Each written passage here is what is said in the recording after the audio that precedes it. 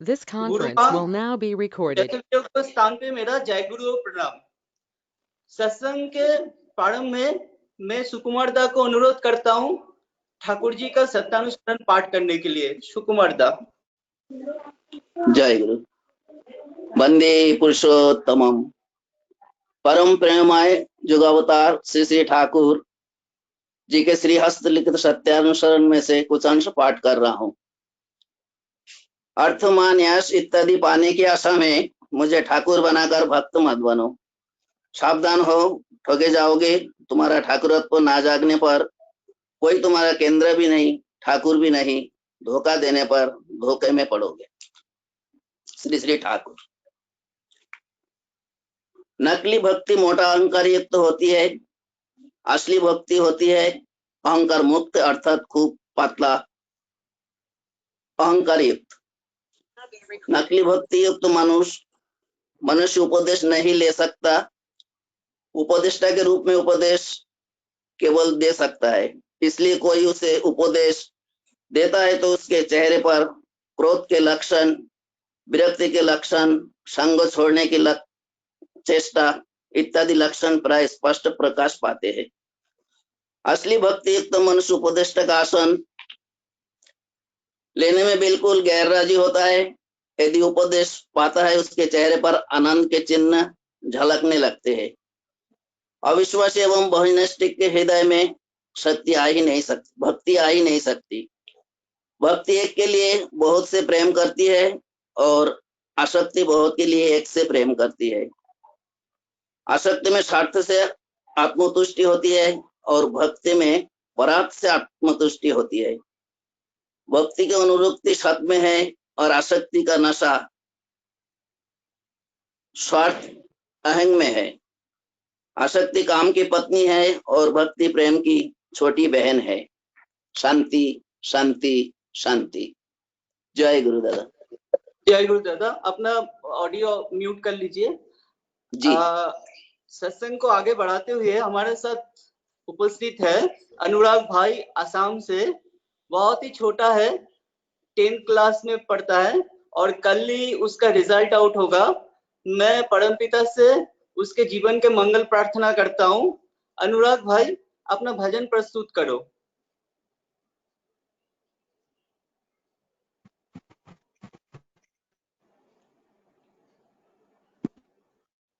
जय गुरु जय गुरु। अपना वीडियो ऑन रखना, अगर कहीं पे डिस्टर्ब होगा तो मैं आपको नॉक कर दूंगा, ठीक है? अपना वीडियो ऑन रखना। जय गुरु स्टार्ट करो। जय गुरु स्टार्ट करो। अनुराग सुनाई दे रहा है मुझे? गुरु। अच्छा ठीक है, वीडियो ऑफ कर लो, वीडियो ऑफ कर लो। जय गुरु। अच्छा ठीक है। परम प्रेम मोहन सिंह।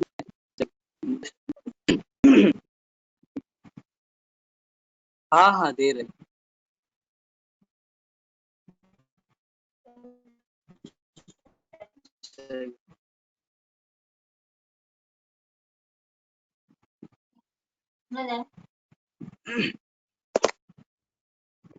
जय गुरु।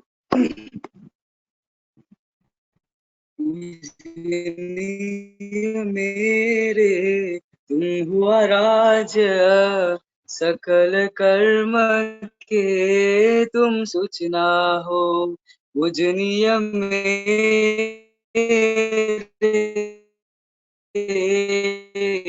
तुम हो आराध्य, सकल कर्म के तुम सूचना हो। मालिक मेरे प्राण सखा हो, मालिक मेरे प्राण सखा हो। सकल विधि के विधायक तुम हो।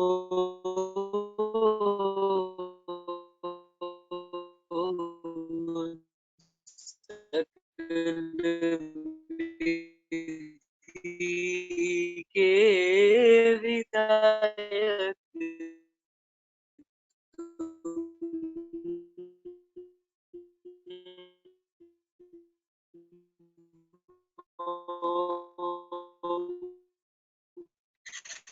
पूजनीय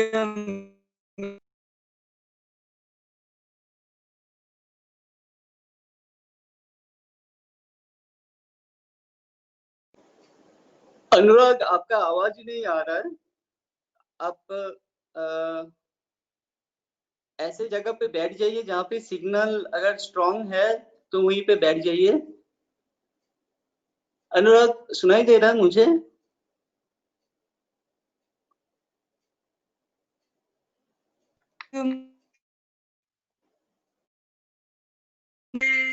प्राण सखा हो मालिक मेरे, प्राण सखा हो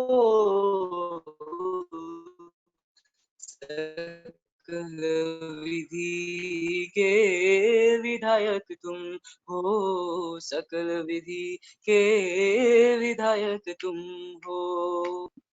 तुम्हारी करुणा कृपा पाया सबने, शांति स्वस्थ की धारा बह मन में। तुम्हारी करुणा कृपा पाया सबने, शांति स्वस्थ की धारा बह मन में। अनाथ के नाथ हो तुम हो दाता,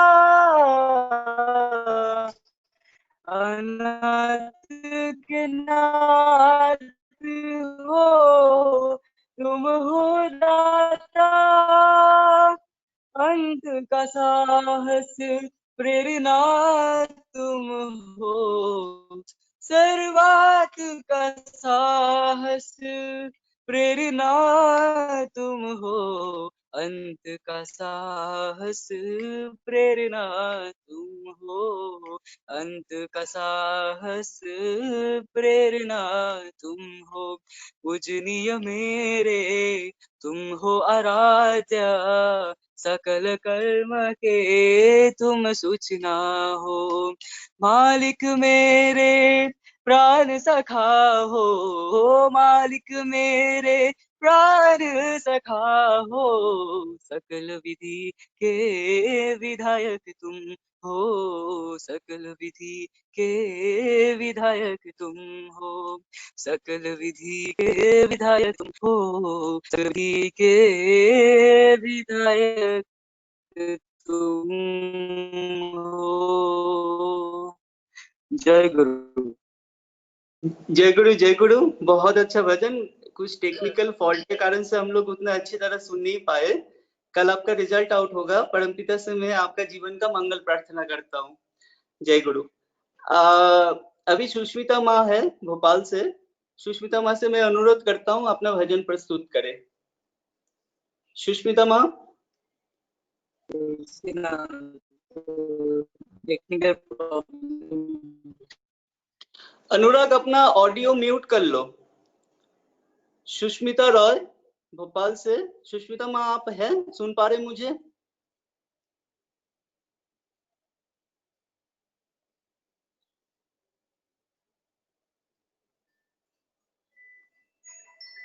सुष्मिता माँ, आप मुझे सुन पा रहे हैं?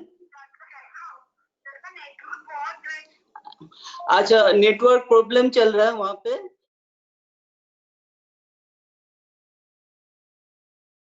नेटवर्क प्रॉब्लम चल रहा है वहां पे। अभी फोन किया तो सत्संग को आगे बढ़ाते हुए मैं हमारे साथ अभी जुड़े हैं ओम प्रकाश शर्मा दा। ठाकुर जी का दया से हमारे जीवन में जो जीवन प्रवाहित हो रहा है वो ठाकुर जी का असीम कृपा है। ठाकुर जी के कुछ कर्मी है जो साइलेंट वर्कर है। साइलेंटली ठाकुर जी को अपने जीवन में लेके अपना अनुभूति के साथ जीवन को निभा रहे हैं। तो ओम प्रकाश दा उन्हीं में से एक है। हर एक टर्म में 1000 दीक्षा देना उनका लक्ष्य रहता है और हर एक टर्म में ठाकुर जी के दया से 1000 दीक्षा देते हैं। 1000 दीक्षा देते ही है। हमारे सत्संग में ओम प्रकाश दा पहले भी जुड़ चुके थे। तो ओम प्रकाश दा को परम पूज्यपाद आचार्य देव अंडमान भेजे थे। तो वहां पे उन्होंने एक दीक्षा दिया था। बचपन में ठाकुर जी को देखा था लेकिन उनका दीक्षा नहीं हो पाया। लेकिन ओम प्रकाश दा जब वहां पे गए थे तो ओम प्रकाश दा के माध्यम से उसी आदमी का दीक्षा हुआ था। और एक दिन वो अंडमान में ऐसे पैदल जा रहे थे तो अचानक उनको ऐसा महसूस हो रहा था कि बहुत गर्मी है। तो अचानक कहां से बादल आके उनको छा दे दिया था। इन्होंने लास्ट सत्संग में हमारे साथ ये अनुभूति शेयर किया था। मैं उनसे अनुरोध करता हूं आज ठाकुर जी के आज इस सत्संग में उनका अनुभूति शेयर करने के लिए। श्रद्धेय ओम प्रकाश शर्मा दा कलकत्ता से सभापति ऋत्विक। दादा जय गुरु।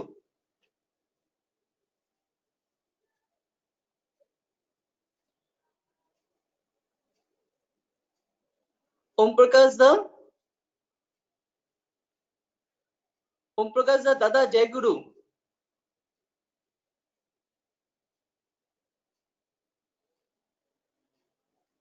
दादा मुझे सुन पा रहे हैं? माइक अपना ऑडियो अनम्यूट कर लीजिए।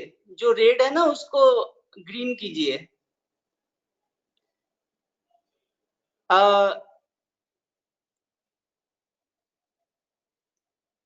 ग्रीन है दादा उसका? अच्छा, तो एक बार आप लीव करके फिर ज्वाइन कीजिए दादा। लीव करके आप ज्वाइन कीजिए। दादा माइक थोड़ा सा पास में ले लीजिए दादा। अच्छा, सत्संग को कुछ टेक्निकल इश्यूज है।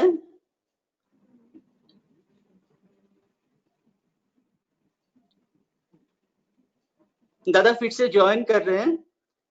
दादा का जो एक साइलेंट वर्कर है परम पूज्य आचार्य देव के बहुत प्रिय है और ठाकुर जी को लेके अपने जीवन में अपने पूरा जो अभी के इन्होंने एक मंदिर के साथ जुड़े हैं। उनका जो परिवार है वो सत्संगी परिवार है। मंदिर में जितने भी गुरु भाई आते हैं बहुत प्यार करते हैं उनको और 1000 दीक्षा देना उनका एक मतलब हर एक काम में एक लक्ष्य होता है। हर दिन सुबह निकल जाते हैं बस एक बार ब्रेकफास्ट करके। हाँ ओम प्रकाश दा आपकी आवाज आ रहा है दादा। हेलो, आवाज आ रहा है? हाँ हाँ दादा आ रहा है। दादा आ रहा है। आ रहा है आप ना? बोल। हाँ दादा आ रहा है। आप बोलिए दादा। हाँ ठीक है हाँ ना। दादा अच्छा, जय गुरु दादा जय गुरु जय गुरु, जय गुरु। जय गुरु।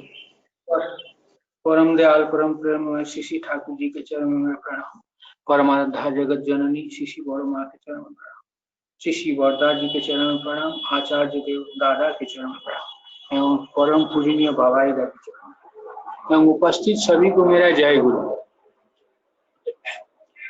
देखिए, हम लोग ये मनुष्य जीवन पाए हैं, ये सबसे महत जीवन है और श्रेष्ठ जीवन कहा जाता है। क्यों? इसलिए कि इसमें कौन भला है कौन बुरा है समझने का एक बोध शक्ति जो है हम लोग को भगवान दिए। लेकिन इस बोध शक्ति को धीरे धीरे जब हम लोग खो बैठते हैं, समझ में नहीं आता है कि क्या करें, तो बाध्य होकर के उन्हें युग युग में आना होता है। तो आने का अर्थ यही है कि युग के अनुसार आते हैं, युग के अनुसार चलने के लिए हमको वो कायदा दे जाते हैं, रास्ता दे जाते हैं। कि इस युग में ठाकुर जी आए हैं संसारी होकर के, तो घर संसार किए हैं, उनके भी परिवार हैं, ये करके दिखलाते हैं आचरण करके कि तुम भी ऐसे चलो तो तुम भी ऐसे हो सकते हो, तुम्हारा भी वो गुण छिपा हुआ है। तो इसलिए सहज रूप से आते हैं। तो हमको जीवन को सुंदर सुचारू रूप से चलाने के लिए, जीवन को उपभोग सठिक करने के लिए, हम लोग का जीवन का क्या उद्देश्य है उसको परिपूर्ण करने के लिए वो एकमात्र रास्ता दे जाते हैं कि कैसे चलेंगे, कैसे एंजॉय करेंगे। ये नहीं है कि हम लोग सोचते हैं कि सब छोड़ छाड़ करके जंगल में चले गए माए और हजारों वर्ष तपस्या किए। आज का समय नहीं है, आयु कम है, समय कम है, तो इसी में हमको आनंद से चलना है, सबको लेकर चलना है। जैसे आदमी मुझे देख करके, हम लोग को देख करके पूछे कि ये पहले कैसे थे, कैसे चल रहे, इनका चाल चलन आचरण कैसा है, माने तब ठाकुर जी का बात आएगा। यही प्रकृति जाजन है, ठाकुर जी यही चाहते हैं। देखिएगा कहीं भी कोई आदमी किसी संस्था से जुड़ा हुआ है, जो भी हो, किंतु ठाकुर जी से जो जड़ित हैं सत्संग से, थोड़ा भी अगर भूल त्रुटि करते हैं तो कहते हैं ये तो दीक्षा लेकर के ऐसा हुआ, हाँ ऐसा चल रहा है। लेकिन दूसरे लोग हजारों भूल करें लेकिन उधर कोई उंगली नहीं दिखाता। कारण क्या है? उन लोग का एक तो विश्वास है कि सत्संगी जो ठाकुर जी के लेकर चलते हैं सटीक चलेंगे, तो माने आचार चलन आचरण सब ठीक होगा, हाँ? तो ऐसा उन लोग का विश्वास है। ठाकुर जी यही चाहते हैं, यही चाहते हैं हम लोग को हो उठना। तो हम लोग कोई निर्भूल नहीं है, हम लोग के में बहुत कमी है, भूल रहेगा। ठाकुर जी से प्रश्न किया गया था कि ठाकुर जी दीक्षा लेने के बाद भूल नहीं होगा, हाँ? भूल नहीं होगा।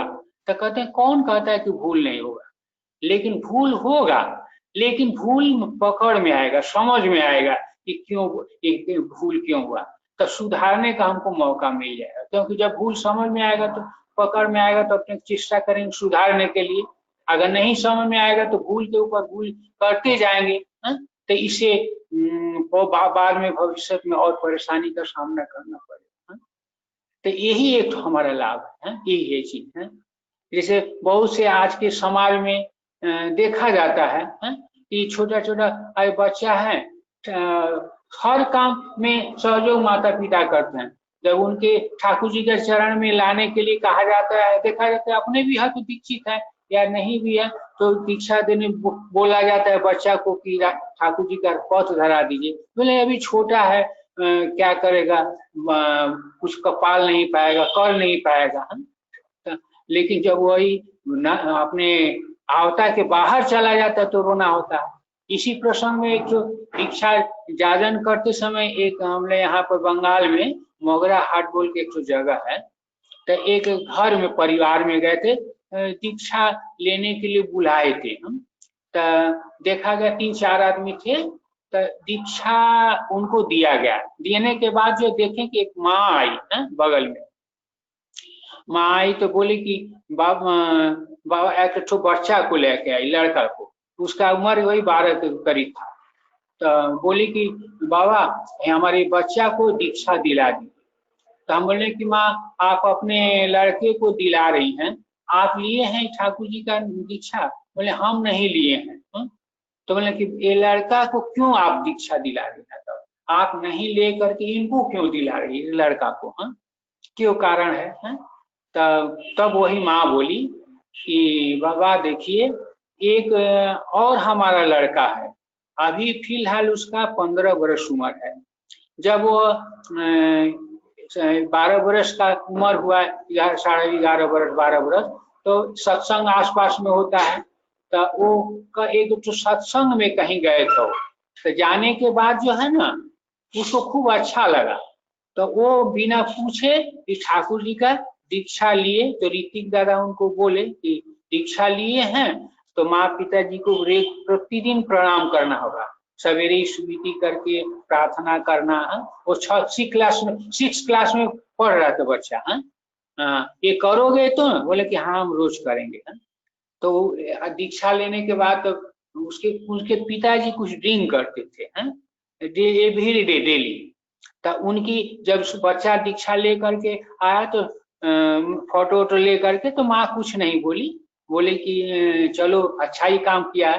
तो देखे कि सवेरे उठ करके अपना जो बच्चा उसको समझाए थे, सुबह उठ करके भगवान का थोड़ा ध्यान करके स्मृति करके प्रार्थना का समय हो रहा तो अपना मन से जो किताब दिए थे अभी तो बच्चा का धीरे धीरे जो समझ में आता था प्रार्थना करता था। करने के बाद जब माँ पिताजी उठते थे, उसके पिताजी रात को आते थे तो सुबह उठने में थोड़ा देरी होता था, तो माँ को प्रणाम करके पिताजी को प्रणाम करता था। तो माँ देख करके खूब खुशी हो रही थी कि कभी ऐसा नहीं किया, अभी कर रहा है ऐसा। तो बाद में ऐसे 2-3 दिन 4 दिन गया तो उसके पिताजी एक दिन शराब पी करके रात को आए, खूब गंभीर रात को। इसके बाद जब आए तो उसकी माँ को बोले कि देखो वो सवेरे उठ करके क्या कहता है, माने सवेरे हमको सोने नहीं देता है। तो उसकी माँ समझाई, देखियो ठाकुर जी का दीक्षा लिए हैं, अब देखो 2 बेला प्रार्थना करता है, हम लोग को प्रणाम करता है, तुमको भी करता है, श्रद्धा करता है, कहीं स्कूल में भी ठीक जाता है, मन लगा कर पढ़ता है। तो तुम्हारे लिए इतना परिवर्तन हो रहा है, तो इसमें खराब क्या किया है? तब चुप लगा गए, कुछ नहीं बोले। तब फिर 2-3 दिन के बाद माने ज्यादा रात को आए, रात को आने के बाद तो सोने में उनको देरी हुआ, तो सुबह जब उठे और माने उसके पहले बच्चा उठ करके जो ही प्रार्थना शुरू किया, स्मृति करने के बाद तो कुछ न बोल करके उसके माँ को तो एक छड़ी पड़ा हुआ था ले करके बच्चा को खूब मारे। उस बच्चा को मारने के बाद तो बाद में माँ उठी तो छोड़ाई उड़ाई। तो अब उस बच्चा के मन में ठेस पहुंचा कि उसी दिन से सब छोड़ छाड़ करके अब गलत लाइन पकड़ने लगा। ऐसे करते करते वो भी अब देरी से रात को 12 बजे आता था। अब नशा भांग शुरू करना, ये छोटा बच्चा नशा भांग करने लगा। इसके बाद एक दिन वो रात को जब आए, उसके पिताजी उसके पहले चले आए, तो रात को आके नशा किया हुआ था, तो उसके पिताजी उसको शासन करने के लिए, मारने के लिए, धमकाने के लिए छड़ी लेकर के आए मारने के लिए। जो वही वो छड़ी उठाए तो उनका छड़ी वो ले करके बच्चा पिताजी को इतना पीटा, पीट करके फिर चला गया। तो उनका हताश हो गए, माँ छुड़ाते रह। तब चले जाने के बाद तब माँ कह रही है अब अच्छा लग रहा है ना, उस समय दीक्षा लेकर प्रणाम कर रहा था तो खराब लग रहा है, अभी अच्छा लग रहा है, इसको मनाइए। तो वही वो माँ बोल रही है कि बच्चा को हम कितना समझा रहे हैं, किसी तरह से वो नहीं मान पा रहा है। तो हम सोचे कि ये बच्चा भी उसी तरह से नष्ट न हो। उसके पिताजी भी बोले कि इसको भी नष्ट न हो, उसी को दीक्षा दिला दीजिए। लेकिन वो बच्चा नहीं मान रहा, आवता के बाहर चला गया। तो हम 2-3 बार गए थे, कोशिश किए तो बच्चा नहीं मिला। तो कहने का मतलब कि माने ठाकुर जी यही शिक्षा देना चाहते, माँ पिता जो हर चाहते हैं कि हमारा बच्चा अच्छा हो, जहाँ भी जाए माने अच्छा रहे, सब चाहते हैं, लेकिन क्यों नहीं कर पाते हैं। अच्छा डिग्री देते हैं, सब देते हैं, लेकिन देखा जाता है डिग्री को जीवन में व्यवहार नहीं कर पाता है, गलत काम में व्यवहार कर पाता है। कारण क्या है? तो इसीलिए एक ऐसा शिक्षक जरूरी है हमारे जीवन में कि जिसको देखकर सीख सकें, समस्या हो तो समाधान कर सकें। तो एकमात्र परम पुरुष के अलावा शिक्षक नहीं है, वो करके दिखलाते हैं, वही इसीलिए वो जुग में आते हैं दया करके। तो हम लोग का यहाँ कितना महाभाग्य है, देखिएगा और दयाल को हम लोग पाए हैं। जो लोग हम लोग पाए हैं, कितना जन्म जन्मांतर का सुकृति के बल पर उनको पाए हैं, असहज रूप से पा रहे हैं। देवघर में जाती जो आज लोग गए हैं, जो गए हैं देखे भी हैं, दादा हैं, बाबाई हैं, अवीन बाबू हैं, ये जो ट्रेडिशन वंश परंपरा रखे हैं, ये तो हम लोग का तो भरोसा का जगह है। कोई समस्या होगा तो हम जाकर के बोल सकते हैं, उत्तर मिल सकता है, किसी प्रकार का समस्या समाधान का रास्ता हमको मिल जाएगा। लेकिन ये चीज जो है आप कहीं भी नहीं मिलेगा, आपको एकमात्र यही मिलेगा। तो ये आते हैं जीवन में, अगर लिविंग रूप में जीवन तुम रहते हैं, उनको धारणा जीवन में अपनाना जरूरी होता है। तो बहुत से धारणा है कि दीक्षा लेने के बाद हम जो पूजा अर्चा करते हैं अलग है, वो सब कर नहीं पाएंगे, नहीं मान पाएंगे। ठाकुर जी इसको ये बात देने के लिए नहीं कहे हैं, उसको ठीक ठीक हम अपने अनुसार करते हैं, उसको विधि अनुसार पालन करते हैं। पूजा का मतलब क्या होता है? पूजा का मतलब ही नहीं जानते, बेलपत्र सजा दिए, माथा ठोक दिए, पूजा हो गया, वो नहीं, पूजा नहीं है। ठाकुर जी कहते हैं कि पूजा माने संवर्धना। पूजा का मतलब जिसको हम पूजा करते हैं, जिसको भी हम मानते हैं, उसके गुण को अपने अंदर लाना, विकसित करना, उसी के नाम पूजा है। यही असली पूजा। सरस्वती पूजा का मतलब कि खाली वर्ष में एक बार सरस्वती पूजा कर दी तो विद्या हमारा अर्जन होगा, वो नहीं। जो करने से विद्या अर्जन होगा उसी का नाम है पूजा। ठाकुर जी इस पूजा का बात करते हैं, यही है। हर काम में पूजा छिपा हुआ है, धर्म हर काम में छिपा हुआ, धर्म मंदिर नहीं, हर कर्म में धर्म छिपा हुआ है, यानी हर कर्म को ठीक ठीक करना है, यही है धर्म। ठाकुर जी इस धर्म का बात करें, यही है चीज। आज आपके सामने जो कह रहे हैं आप, ये हमारा कोई साध्य नहीं है, कोई योग्यता नहीं है। एक इसको हमको भाषा के जरिए हम नहीं समझा सकते हैं। जैसे एक तो गाना है ना, आप लोग सुने भी होंगे कि रास्ते का पत्थर हूँ, किस्मत ने मुझे बना दिया, रास्ते से गुजरा वो ठोकर लगा गया। देखिएगा रास्ता एक तो पत्थर होता है, कोई उसका गुरुत्व नहीं देता। आया एक ठोकर लगाया उधर चला गया, और एक आया एक ठोकर लगाया उधर चला गया। लेकिन यही मेरा जीवन था। मैंने कोई बेस नहीं था। अपने मन से मानते थे ईश्वर की ठीक है, लेकिन बेस नहीं था, आधार नहीं था, दिशाहारा हो गए थे। तो ठाकुर जी को जीवन में अपनाने के बाद दया करके अपने चरण में स्थान दिए, तो इस पत्थर को कोई ठोकर न मारे एक जगह ला कर रख दिए। लेकिन कोई मेरा योग्यता नहीं है, एकमात्र उनका दया है, एकमात्र उनका दया। हम ठाकुर जी को तो जागतिक रूप में देखे नहीं है, लेकिन श्री वरदा जी को देखे थे से माने शेष जीवन में 2 वर्ष कि उनका अशेष का दया अगर नहीं करते तो हम जीवन में उनको नहीं अपना पाते हैं। उनका दया, एक पारिवारिक उलझन में एकदम फंसे हुए थे, समाधान का कोई रास्ता नहीं था। तब दीक्षा नहीं लिए थे। हमारे साथी परेशनाथ राय, हम लोग दोनों जन दादा बाबा इधर एक ही संघ में बांध दिए हैं, जहां भी जाते हैं एक संघ में जाते हैं। तो वही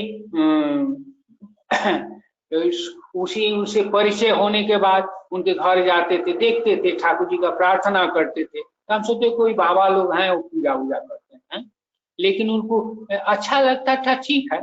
लेकिन हम पारिवारिक एक तो ऐसा समस्या तो समाधान ही नहीं रहता। लास्ट में ऐसा सिचुएशन हो गया कि हाँ तो जीवन को नष्ट करना पड़ेगा, ऐसा समझ में नहीं आ रहा था। तो बार बार वो श्री वरदा जी तब थे और भी वो दीक्षा बहुत दिन से लिए हुए थे। तो तब उससे उनसे परिचय हुआ कॉलेज के फर्स्ट ईयर से। तो अचानक तो वो बार बार बोलते थे कि देखो ठाकुर जी का मंत्र ले लो, नाम लेकर, हमारे वरदा जी हैं, अंतर्यामी हैं, देखिए वो उनको थोड़ा ले करके चलो, वो रास्ता देंगे ही। तो करते करते जब कहा जाता है ना, दीवार में जब पीठ ठेक जाता है तो कोई रास्ता नहीं मिलता है तो देखा जाए। तो हम बोले कि अच्छा ठीक है, तुम जब बार बार बोलते हो तो आज ही चलना होगा। तो सवेरे भोर में उठ करके 3 बजे स्नान के, संध्या माने ठंडा का समय था, दिसंबर का वही अंतिम समय था, तो उठाए, बोले कि आज ही चलना है। अगर वरदा जी तुम्हारा अंतर्जामी है तो हमारे मन का बात अगर बोल देंगे तो हम दीक्षा लेंगे, अदरवाइज हमको जीवन में तुम नहीं बोलोगे। लेकिन ये कहेंगे कि ईश्वर को हमको ईश्वर को परीक्षा लेने का अधिकार नहीं है हम लोग का। तो दया, लेकिन वो दया करके धारा दिए बोल के अगर नहीं धारा देते तो जीवन विपन्न हो जाता है। तो जाने के बाद वो जीवन में भी श्री वरदा जी से बात कभी नहीं किया। तब तो कौन उम्र था, एकदम कम उम्र था, वो जाता था अपना देख कर चला। अब वो तो उस ट्रेन में से जब गए 3 बजे तूफान एक्सप्रेस उतारा तो शाम को दर्शन प्रणाम नहीं हुआ। तब भोर में जहाँ देखिएगा श्री वरदा जी का जहाँ विग्रह बैठा हुआ, वहीं पर वरदा जी बैठते थे। बाहर से लाइन दे करके आदमी प्रणाम करता था। तो हम खाली देखते थे कि प्रार्थना शुरू हुआ तो देख भी नहीं रहे वरदा जी हमारे सामने। तो हम बोले कि बोलते हैं कि वरदा अंतर्जामी है, हमारे तरफ देखते भी नहीं है, कैसे अंतर्जामी है, मन में सोच रहे हैं। तो जाइए प्रार्थना खत्म हुआ, जो वही लाइन भी लगाए दोनों जन एक संग, जो वही प्रणाम किए। तो देखिए एक जो श्री वरदा जी के पास बैठे थे एक दादा आकर के बोल रहे हैं कि वरदा जी बोल रहे हैं कि उसे पूछो, उनके मन का अवस्था अच्छा नहीं है, परम पिता के ऊपर विश्वास करने के लिए, निर्भर करने के लिए, उनका दया से सब समाधान हो जाएगा। तो ये सुन करके तो हम अवाक हो गए कि हम ये बात तो उनसे भी नहीं, बंधु से भी नहीं बोले कि क्या समस्या है, कैसे जान गए। अब खड़े थे तो बहुत लाइन था, हटा दिया गया। तो फिर अचानक हम साथी को बोले कि देखो ये तुम तो दीक्षित हो, तुमको बोले हैं, हमको नहीं बोले, अकेले लाइन देंगे। तो जो वही अकेले पुनः प्रणाम किए तो फिर देखिए वही दादा इस बार आकर कह रहे हैं कि आप ही को श्री वरदा जी कर रहे हैं। तो देख लें श्री वरदा जी हंस रहे थे। उस समय घटना होगा 92 है, 92 साल। तो बाद में पता चला कि श्री वरदा जी 87 साल के बाद से बात नहीं करते थे, किसी से नहीं किए। जो सुन रहे हैं अवाक हो जा रहे हैं। तो ये अद्भुत घटना तो आकर के दीक्षा का भी एक तो अलौकिक घटना है। सुबह जाकर के कॉलेज सीट में कलकत्ता मंदिर में ठाकुर जी का शत मंत्र मिला। तो इतना नॉर्मल रूप से समाधान हुआ, इसको भाषा के जरिए नहीं समझा जा सकता। यही है चीज है। तो उस पर निर्भर किया जाए ना, भरोसा किया जाए हमारे गार्जियन स्वरूप है। तो देखिएगा जीवन ना आनंदमय से भरपूर कर देंगे, आनंद से एकदम भरपूर कर देंगे, यही है चीज है। तो उनका दया से विभिन्न समय जाते थे जहाँ भी, अब जागरण करने के लिए विभिन्न जगह ले भी जाते थे दादा लोग। तो कारखाना पढ़ते थे तो हम लोग एक आनंद होता था कि जागरण करके दीक्षा दिलाया जाए। तो एक्चुअली है कि सब वही करते हैं, वही कराएंगे, हम लोग को राजी रहना होगा। हम लोग का जीवन का उद्देश्य है वो क्या चाहते हैं, उनकी इच्छा को पूर्ण करना, तो उसी में हमारा मंगल छिपा हुआ है। यही है चीज कि जैसे हम कैसे अच्छा रहेंगे वो जानते हैं, हमको बोलना नहीं पड़ता है। एक बार संजीव दा बोल रहे हैं, हमारे देवघर में आप लोग जानते हैं संजीव दा को, कि देखिए कि हमको दादा पूज्य पा दादा इतना उनका दया है कि कभी एक क्षण मौका नहीं देते हैं, एक क्षण दायित्व तो दे करके रखते हैं, इतना करुणा। तो जो लोग आचार्य को फुलफिल परिपूर्ण हर समय खुशी करके चलते हैं, यही खुशी करना ही बड़ा साधना है। जो आचार्य जो चाहते हैं, दादा चाहते हैं, बाबा जी चाहते हैं, वो क्या चाहते हैं, तो उनको खुशी आदमी अगर करे, हाँ ये हम दिमाग में हर समय रहे, तो यही इससे बड़ा साधना नहीं है। नाम ध्यान मंत्र साधन ये तो पहले युग से चला रहा है, लेकिन यथा समय इष्ट निर्देश ठाकुर जी जो बोले मूर्त करना ही तब है, वास्तव रूप देना है, प्रैक्टिकल वर्क है। प्रैक्टिकल वर्क नहीं रहेगा तो कुछ नहीं होगा, उनको अनुभव नहीं कर पाएंगे, विश्वास नहीं होगा, वास्तव कर्म के जरिए उपलब्धि होगा। यही है चीज है जो कि आज देखिए सब जागरण करने के लिए विभिन्न जगह जाते हैं, भेजते हैं दादा। कारण क्या है, ये 1000 प्रत्येक टर्म में जो दीक्षा होता है हमारा साध्य नहीं देने का, एकमात्र वही राजी है कि कैसे होगा, छटपट करते हैं कि कैसे होगा, तो ठीक वही बुद्धि जो ज्ञान देते हैं, ये समझ में आता है कि कैसे होगा, वही करा लेते हैं, एकमात्र वही करा लेते हैं, साध्य नहीं। उनका आदमी पड़ा हुआ है, हम लोग को जाना है, समझ में आता है कि हम लोग अलसता के चलते जा नहीं पाते हैं। अगर देखा जाता है करते करते से सहज रूप से आदमी नॉर्मल से चलाता है, कैसे समझ में आता है, वही सिखा देंगे कि कैसे क्या बोलना है। यही है चीज, कितना पड़ा हुआ है। तो यही इसीलिए ठाकुर जी एक जगह कह रहे हैं ना कि हम तुम्हारे लिए जो भी करें ये तुम्हारा संपत्ति नहीं है, हम तुम्हारे लिए जो भी कुछ करें वो तुम्हारा संपत्ति नहीं है, तुम हमारे लिए जो करोगे वही तुम्हारा संपत्ति है, तुम हमारे लिए जो करोगे वही तुम्हारा संपत्ति है। और हमको अढ़ेल दे रहे हैं, भोग कर रहे हैं, सब यही रह जाएगा, और संपत्ति हमारा नहीं है। लेकिन बोले तुम हमारे लिए जो करोगे वही तुम्हारा संपत्ति है, यानी जो बोलते हैं जो यथा समय जो बोलते हैं करने के लिए पालन किया जाए, तो वही हमारा संपत्ति है, इसके अलावा कुछ नहीं। ये सोचना है हम भी उनके हैं, हमारा संसार परिवार भी सब उनके हैं, हमको रखे हैं संसार करने के लिए। तो जब हमको रखे हैं संसार करने के लिए तो परिवार भी सब उनका है, संसार भी सब उनका है, तो उनके मुताबिक परिवार को हमको चलाना है।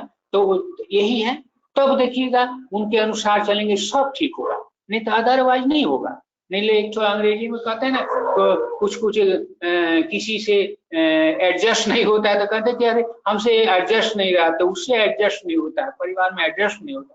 तो एडजस्ट का मतलब क्या होता है कि जस्ट के संग ऐड, जो जस्ट माने जो सठीक पुरुष है उनसे जोग, ऐड जोग, अगर उनसे अगर जोग नहीं होता एडजस्ट होगा कहाँ से, होगा कहाँ।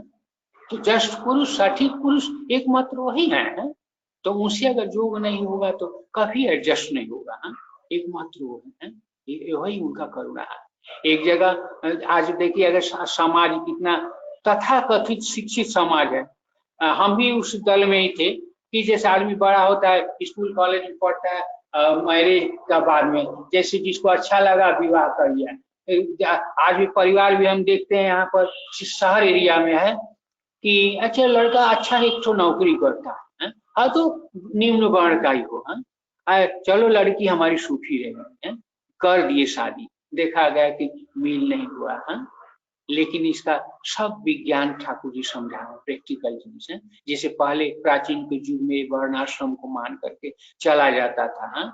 तो ये चीज जो है अगर यंग जनरेशन में, पीढ़ी में अगर शुरू से नहीं पाठ करेंगे तो उन लोग का भविष्य का आने वाली पीढ़ी कभी ठीक होगा नहीं होगा।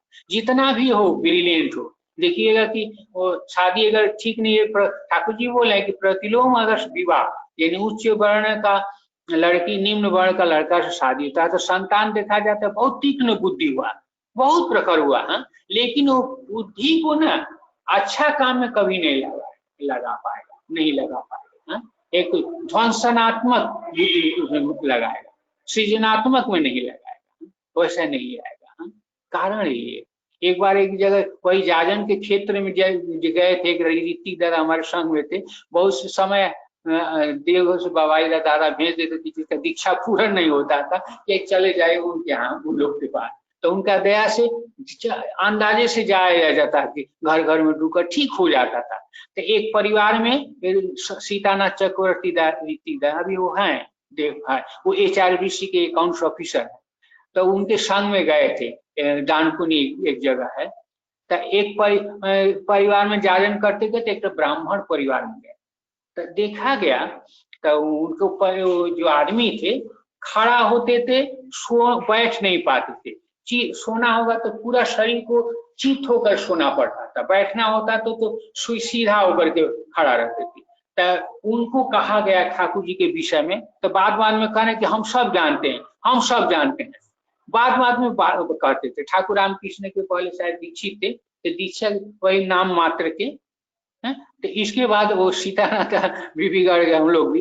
जब आप जानते हैं कि सब जानते हैं बोल रहे हैं, तो आप ये क्यों सीधा हो गए, क्यों सीधा गए कि कैसे एक ठीक, आप ठीक क्यों नहीं हो रहे हैं, इतना तो सब जानते हैं, तो आप क्यों नहीं ठीक कर पा रहे हैं, सब अगर जानते हैं तो? तब उत्तर नहीं मिला है? तब देखा गया तो उनका मैरिज जो है, विवाह जो है ठीक नहीं था, गंडगोल था, है?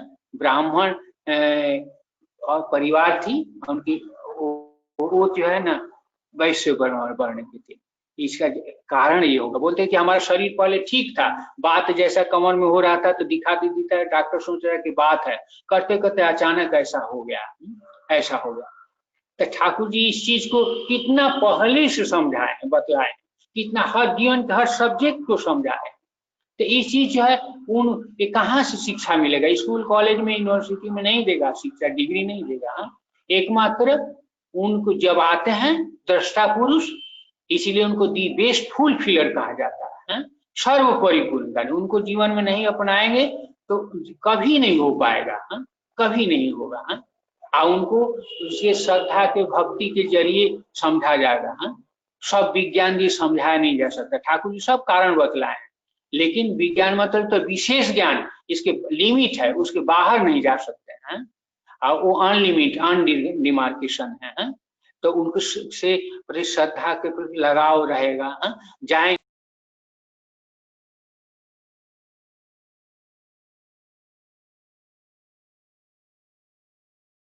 थोड़ा भी बुद्धि खटाएंगे तो वो दूर हट जाएंगे, और श्रद्धा के संग जाएंगे तो छोटा छोटा भूल हमको पकड़ में आएगा कि क्या है, यही है चीज है। देखे हैं, वास्तव रूप में देखे हैं। हम लोग का कारखाना भी था, माने लेथ कारखाना है, इंजीनियरिंग जॉब था, कैसे न जानते हुए अचानक उन भरोसा पर चले जाते थे, बाहर जब भेज देता था, पिताजी का तबीयत खराब हो गया था कि कैसे संभाले, अलौकिक रूप से कैसे समाधान हो जाए, वही बुद्धि जुगान देते थे, कभी फेल्योर नहीं हुए। तो इसके बाद लुधियाना टी शर्ट का बिजनेस करवाए, वही वो भी समय नहीं मिला। गवाईदा बोलते थे कि दादा माने आचार्य जो दादा को बोले कि बाबा जा बोल में जो बोलेंगे वो करना होगा, आप लेबर रखिए, नहीं ऐसे ही रख करके जाइए। तो देखा गया उनका चीज है, वो समझेंगे, लेकिन उनका दया से कैसे चला, कैसे हुआ, इसके पहले घटना बोली थी कि कारखाना टूटने वाला था, उनका दया से कैसे सब उन्हीं का मर्जी से, हम लोग कुछ नहीं कर पाते हैं।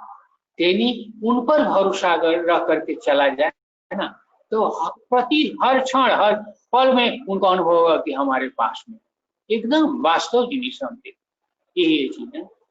ऐसे करते करते कॉलेज मंदिर में अभी तो उनके दया को तो भाषा के जरिए नहीं समझाया जा सकता है। और हम लोग अनंतदा कॉलेज सूर्य से निश्चित मंदिर में था, अनंतदा कुमार जानो, अनंत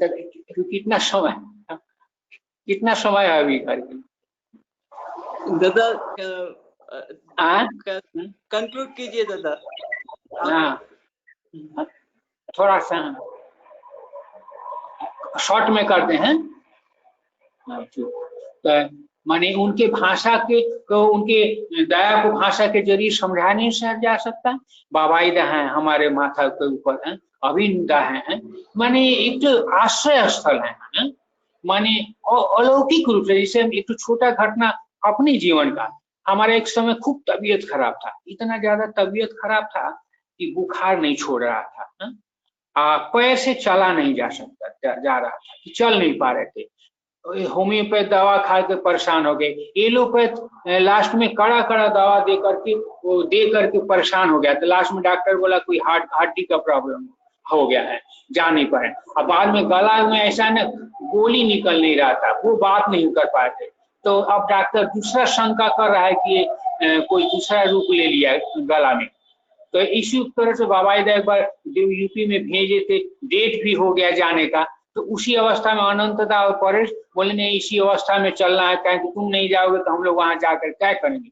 तो उसी बुखारे अवस्था में हमको ले जाया गया। हाँ, तो वहां पर जाने के बाद श्रद्धेय राजू दा भी गए थे, तो हमारा सुयोग नहीं हुआ सुनने का। तो इसके बाद हम एक घर में पड़े हुए थे, बहुत बुखार था, छोड़ नहीं रहा था। इसके बाद जब सत्संग खत्म हुआ तो इसके बाद अनंतदा बोले कि सब तो डॉक्टर हैरान हो गए, परेशान हो गए, बड़े डॉक्टर हैं देवघर में, चलिए हैं।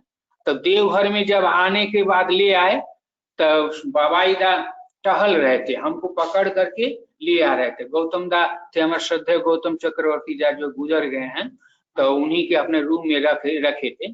तो बाबाईदा खाली इसे थोड़ा देख करके टहल रहे हैं, तो खाली पूछे कि क्या हुआ, तो हम बोल नहीं पा रहे हैं। तो हमारे संग में जो थे तो ये बतलाए कि बात नहीं कर पा रहे हैं गला से, और पैर में चल नहीं पा रहे हैं, बुखार छोड़ नहीं रहा है, बहुत दिन हो गया, 1 महीना हो गया। तो बाबाईदा खाली देख करके बोले हैं वो कुछ नहीं हुआ है, उसके गला में थोड़ा इन्फेक्शन हुआ, वो होम्योपैथ खाने से ही अच्छा हो जाएगा, वो होम्योपैथ खाने से अच्छा होगा। तो हम लोग कितना होम्योपैथ एलोपैथ खाकर परेशान हो गए। तो हम लोग का विश्वास हो गया, आप जो बोले हैं बस वो खाने ही से अच्छा हो जाएगा। तो वहीं देवघर में एक डॉक्टर थे होम्योपैथ को दिखलाए, तो डॉक्टर बोल रहे हैं कि रिपोर्ट लाइए। तो हम लोग की बड़ा रिपोर्ट बोल दिए कि बाबाईदा बोले हैं कि होम्योपैथ खाने से अच्छा होगा, आप दवा दे दीजिए वो ठीक हो जाए। तो उनका कंसेप्शन नहीं था बाबाईदा के प्रति। आज वो बोले कि बाबाईदा क्या डॉक्टर हैं, बोले कि आप इतना दिन रह करके देवघर में कंसेप्शन बोध नहीं है, आप दवा भी दीजिएगा तो हम नहीं खाएंगे, है? एकदम नहीं खाएंगे, है? आपको बोध नहीं है तो दवा नहीं खाए। आने के बाद कलकत्ता हमारा अमरदा है, वो दवा बाबाईदा के निर्देश से दवा दिए। अब उनका जो समझ में आया 2 घंटा खाए, देखा गया 80% क्योर हो गया, बुखार चला गया, पैर में बल मिल गया, और उसी दिन हम खाना जा रहा था। तो इसको बाबाईदा डॉक्टर नहीं है लेकिन सब जानते हैं। कहने का मतलब है कि ये भरोसा आश्रय स्थल है, माथा पे गार्जियन है। इसीलिए पूज्य पादादा कह रहे हैं एक बार ना कि लीलामय का लीला आज भी बहमान है, जो देखना चाहता है वो देख पाएगा। तो लीला चल रहा है, आज बहमान चल रहा है, पिता पुत्र एडिशन लीला चल रहा है। अगर हम लोग देखना चाहेंगे तो देख पाएंगे, और दृष्टि चाहिए, विश्वास और भक्ति चाहिए, तब होगा। हम यही कहेंगे जो लोग ठाकुर जी का दीक्षा लिए हैं ठीक से चलिए, और जो बोले हैं इष्ट निर्देश उसको पालन करके चलिए, हैं जजन जाजन इष्टविधि, जो सस्तनी सदाचार, जो नियम, उसको लेकर के चलिए। इसी में सब तो छिपा हुआ, सब बोला हुआ ठाकुर जी का। देखिए एंजॉय कीजिएगा लाइफ को, इतना आनंद मिलेगा कि ये आनंद रखने का जगह नहीं मिलेगा, ये रही नहीं मिलेगा। जिसको शराब पीने से ना घर बर्बाद होगा, लेकिन ये वाला नशा अगर पीजिएगा ना, बर्बाद घर आबाद होगा। यही बोलेंगे, यही कह करके शेष करते हैं। यही सभी को जय गुरु मेरा। जय गुरु दादा, जय गुरु। आज के दिन में अगर कहीं पे ऋषि ढूंढेंगे तो दादा एक ऋषि तुल्य आदमी है, ठाकुर जी का परम भक्त है। और मैंने भी इनके साथ एक दिन ठाकुर जी के जाजन के लिए निकला था। कुछ नहीं खाते हैं, दिन भर बस जाजन करते रहते हैं। दादा जय गुरु, बहुत अच्छा लगा आपने जाजन किया, हमें कृतार्थ किया। जय गुरु दादा, जय गुरु। सत्संग को आगे बढ़ाते हुए हमारे साथ जुड़े हैं नरेंद्रनाथ भौमिक नगांव से। ठाकुर जी जब पापना में अपना सत्संग आश्रम शुरू किया था तो वहां पे ठाकुर जी का मैकेनिकल हाउस से लेके पावर हाउस बहुत कुछ ठाकुर जी ने एस्टेब्लिश किया था। और ठाकुर जी विज्ञान को लेके चलने में ठाकुर जी बहुत पॉजिटिव थे। तो कृष्ण प्रसन्न भट्टाचार्य था, उनके माध्यम से ठाकुर जी ने मैकेनिकल हाउस से लेकर बहुत कुछ एस्टेब्लिश किया। तो श्रद्धा नरेंद्रनाथ भौमिक के घर पे अगर आप जाएंगे तो उनके जो उनके पास अपना सोलर पावर प्लांट है, उन्होंने खुद अपने हाथ से उसको एस्टेब्लिश किया। और एक ऑटो कार्ट उनके घर पे जो हमने पानी को रोकने के लिए, मतलब ओवरफ्लो ना हो, एक ऑटो कार्ट एक सर्किट उन्होंने बनाया खुद अपने हाथों से। उससे क्या होता है, ओवरफ्लो जो होता है वो बंद हो जाता है। तो ठाकुर जी ये बहुत पसंद करते थे कि कुछ चीज अपचय ना हो। तो ठाकुर जी को चलने का जो एक सहज जो एक उपाय है, उसका उनका एक मैंने उनके साथ जब मैंने अनुभव किया, आज हमारे साथ ये जुड़े हैं, ये हमारे परम सौभाग्य है। मैं उनसे अनुरोध करता हूँ कि ठाकुर जी के बारे में कुछ बताए। जय गुरु।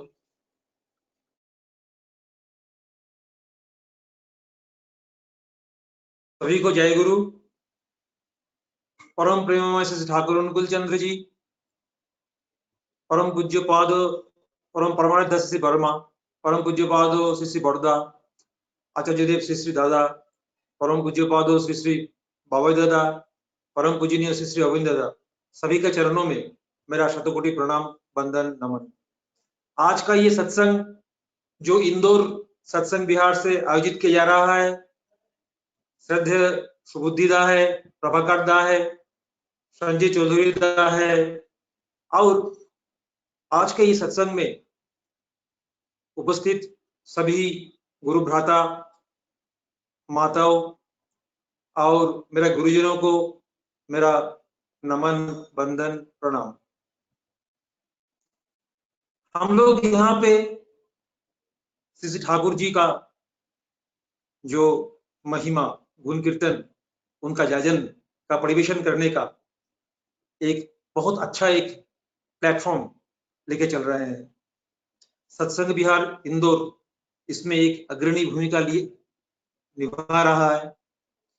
मैं सत्संग विहार इंदौर के सत्संग के साथ में काफी दिनों से जुड़ा हुआ हूँ।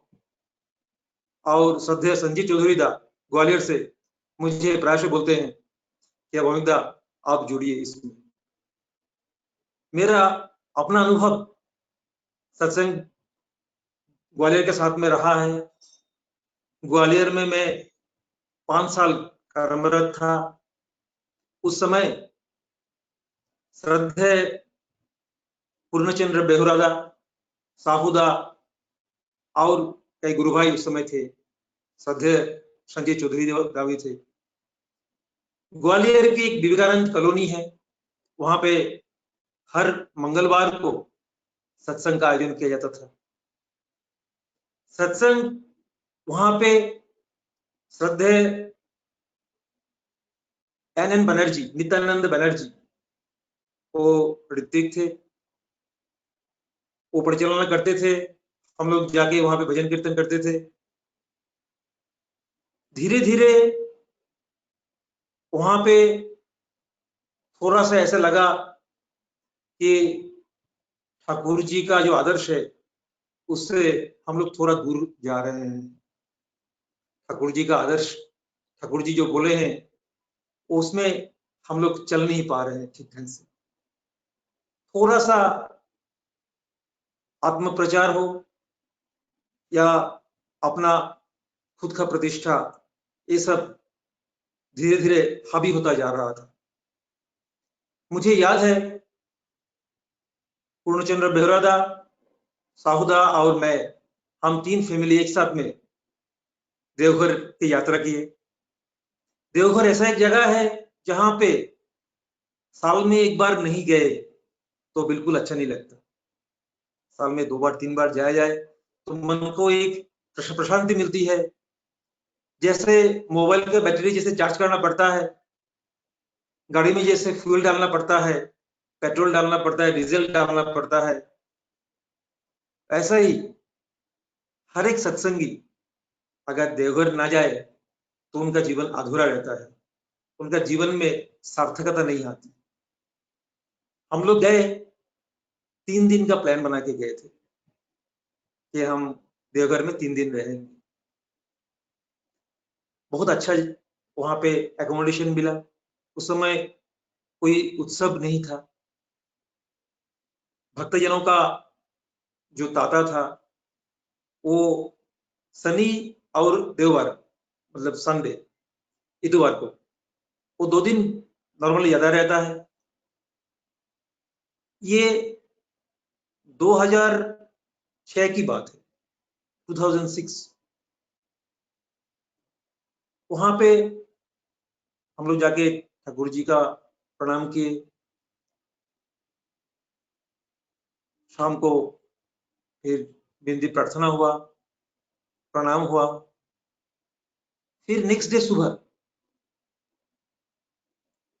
हम लोग प्रणाम करने के बाद में, आचार्य देव का प्रणाम करने के बाद में बाबा ईदा का पास गए, प्रणाम निवेदन किए। पूज्यपाद बाबा दादा उस समय चाय के कैंटीन में बैठते थे और वहीं पे सभी लोग जाके उनका दर्शन, उनसे अपना मन का बात बोलने में, अपने आप को वहां पे उजागर करने में सब लोग लगे रहते थे। जैसे हम लोग वहां पे पहुंचे, प्रणाम किए, बोले आगे दादा हम लोग ग्वालियर से आए हैं। हम लोगों की तरफ मुस्कुराए। मुझे तो बाबा दादा बोले कि ग्वालियर में ज्योतिष चर्चा कैसे चल रहा है। हम आश्चर्य हो गए कि वहां पे ज्योतिष चर्चा हो रहा है। वहां पे NN बनर्जी दा अपना जो ग्रह रत्न का उनका व्यवसाय था उसको चला रहे हैं, ठाकुर जी का काम कम हो रहा है। ये चीज उनको कैसे पता? क्योंकि वो बैठे रहते हैं देवघर में, पर वो चारों तरफ देखते रहते हैं। मुझे याद है आचार्य देव खुद बोले थे कि बाबाई बाक्षित हो, मतलब पूज्यपाद बाबाई दादा जो बोलते हैं वो बात सच होता है। हम लोग जो संग किए हैं उनके साथ में, साथ में जो भी थोड़ा समय बिताए हैं, हमें ये प्रतीत है, स्थिर विश्वास है कि वो भाव शुद्ध है। हमारा मन में जो भी भाव लेके हम जाते हैं वो पढ़ लेते हैं और उस भाव के अनुसार वो हमें समाधान देते हैं। एक बहुत बड़ा लीला चल रहा है। मुझे बहुत आज आनंद हो रहा है। ओम प्रकाश शर्मा कितना सुललित और अपने जीवन का इतना सुंदर अभिज्ञता सरल भाषा में व्यक्त किए हैं। मुझे बहुत दिनों से इच्छा था ओम प्रकाश दा का एक बार दर्शन हो, उनका और परेश राय दा, वो दोनों का एक जोड़ी है जो एक साथ में रहते हैं। और मैंने ये भी सुना है कि दोनों एक ही ब्रांड के कपड़े पहनते हैं, एक ही ब्रांड के बनियान पहनते हैं और एक ही तरह का जूता पहनते हैं। ये आचार्य देव ने बोला है कि दोनों को एक साथ एक रकम रहने के लिए। आज मुझे उनसे ये जो उनका जो इष्ट प्रसंग सुन के बहुत अच्छा लगा और ऐसा लग रहा था कि आप उनका जो इष्ट प्रसंग है सुनता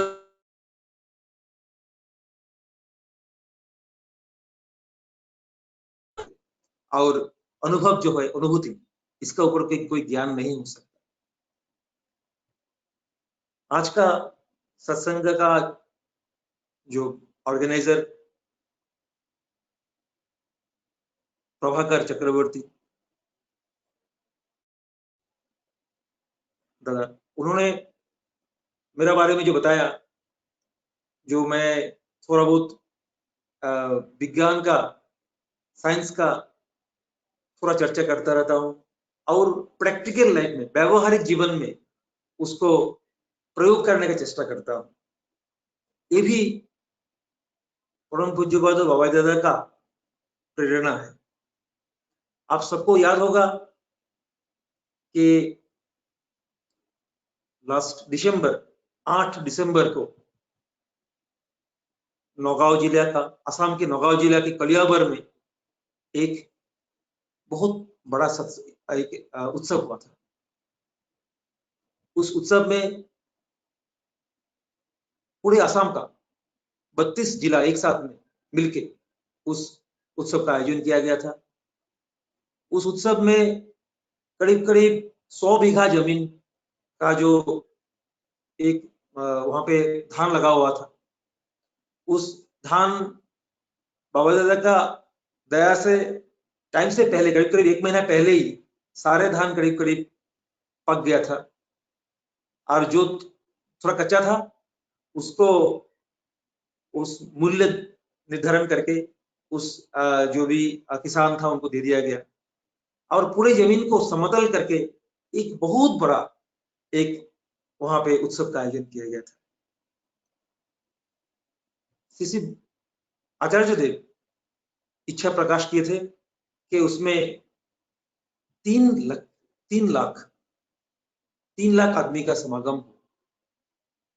3 लाख आदमी वहां पे एक साथ में, मतलब ठाकुर जी का बारे में सुने, जाने। और मीडिया के रिपोर्ट के अनुसार वहां पे करीब करीब 4 से 4.5 लाख लोगों का जमायत हुआ था। बहुत बड़ा उत्सव था। 4 जगह पे आनंद बाजार का बंदोबस्त किया गया था। पूज्यपाद बाबा दादा खुद आए थे और उन्होंने वहां पे हम सबको प्रेरणा दिए थे। उसी प्रेरणा में पूज्यपाद बाबा दादा बोले कि यहाँ पे इतना विशाल जन समागम हुआ है, देख के कितना अच्छा लगता है। ठाकुर जी के बारे में सबको जानना चाहिए, क्योंकि ठाकुर जी को पकड़ के ही जीवन में जीवंत हुआ जा सकता है, नहीं तो जीवन में जीवंतता, जीवन में जो एक आनंद, उसका प्राप्ति नहीं हो सकती। उन्होंने बताया कि जो यहाँ पे इतना लोग इकट्ठे हुए हैं तो उसका ऊपर प्रकृति का ऊपर उसका एक इफेक्ट पड़ता है, प्रकृति का ऊपर एक भाव, उसका भार पड़ता है। हम जो इतना ईंधन जला के जो वहां पे आनंद बाजार भंडारा का आयोजन किया गया था, उसी से भी जो कार्बन का उत्सर्जन होता है, कार्बन बढ़ता है और उस कार्बन क्या करता है, हमारा प्रकृति को नष्ट करता है। इसीलिए पौधा लगाना जरूरी है, क्योंकि पौधे से उस कार्बन का उत्सर्जन का थोड़ा उसको सीमित कर सकते हैं। उन्होंने ये बताया कि हम उस कार्बन उत्सर्जन को कैसे कम करें। उसी समय मेरा मन में ये विचार आया कि अगर हम घर का जो भी बिजली का जो खपत है, उसका थोड़ा सा भाग अगर प्रकृति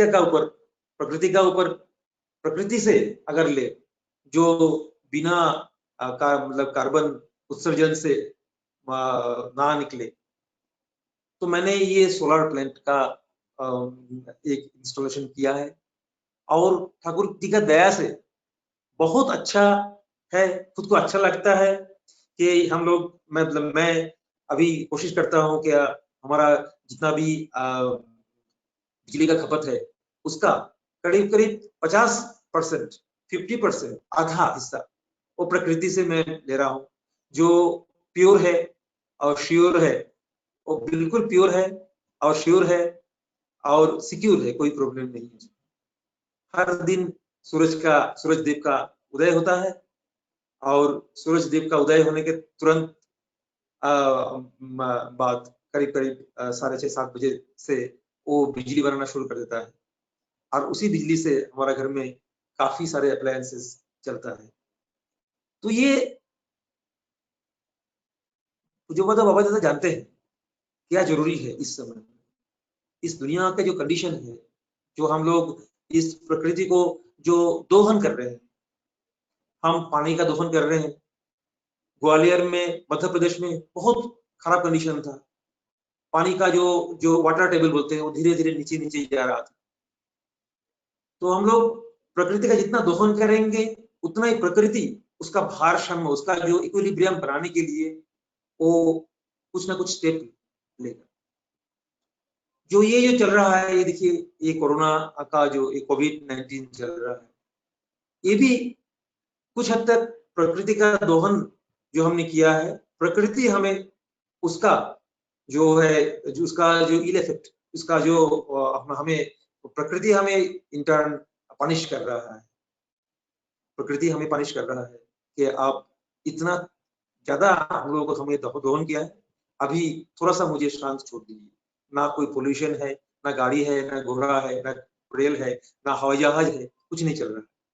तो ठाकुर जी भी हर समय बोले हैं कि प्रकृति का साथ में लेके और ठाकुर जी को जिंदगी में ग्रहण करके, ठाकुर जी का जो वाणी है, ठाकुर जी जो बोले हैं, उसको हृदय में अंदर में इम्बाइब करके ठाकुर जी का मतलब एक मूर्त प्रतीक होके जिंदगी में अगर चला जाए, जिंदगी में हर स्टेप में अगर आगे बढ़ा जाए, तो हमारा जिंदगी सफल हो सकता है, हमें आनंद मिल सकता है।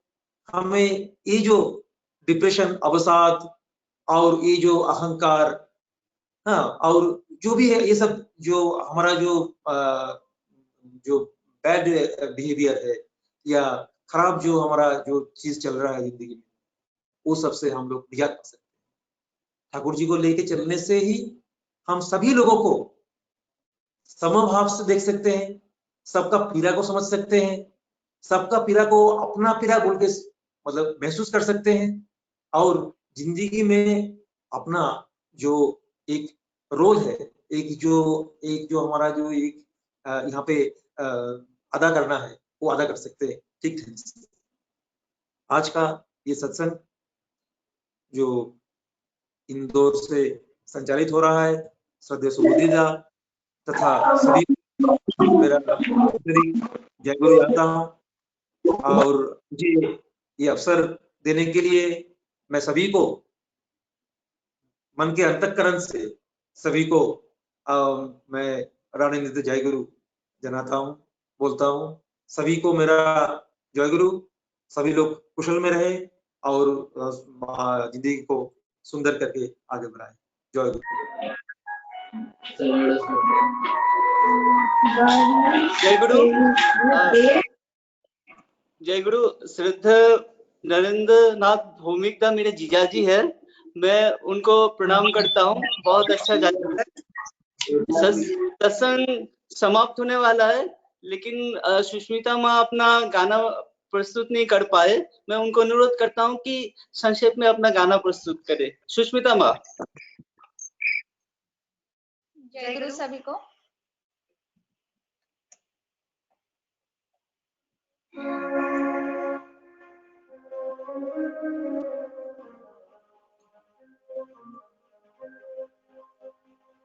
मैली चादर ओढ़ के कैसे, मैली चादर ओढ़ के कैसे दौर तुम्हारे आऊं,